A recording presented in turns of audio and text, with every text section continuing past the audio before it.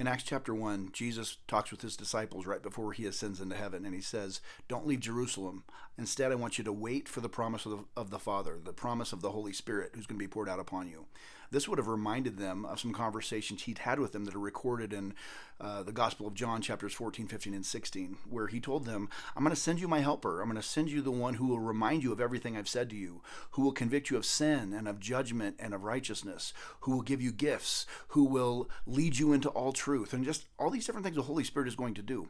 And he says, "I want you to do this," we find out in Acts chapter 1, "because you will receive power when the Holy Spirit has come upon you to be witnesses." And this power is something that's more than just the signs, wonders, and miracles.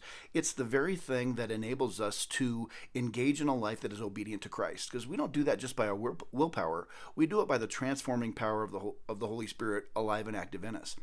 And so this idea of waiting for the promise is something that God invites us to do today. I mean, the Holy Spirit is available for all who would ask him to be, who belong to him, who would say, "Would you baptize me with the Holy Spirit?" But there's an aspect of waiting for God's promises and waiting for his timing, waiting for his leadership before we would engage in the mission he's called us to do.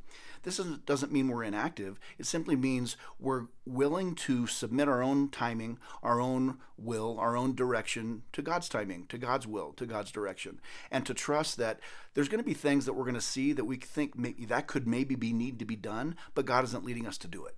Just like Jesus only did the things he saw his Father in heaven doing, when we're filled with the Holy Spirit, we get to do the things that he leads us towards, that he's going to allow us to partner with him on in the mission of God.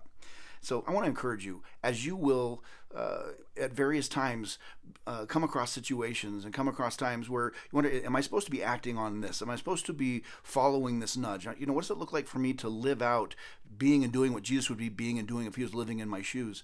We can say, "Lord, fill me with your Holy Spirit, direct my steps, fill me with your power to be a witness for you wherever I go."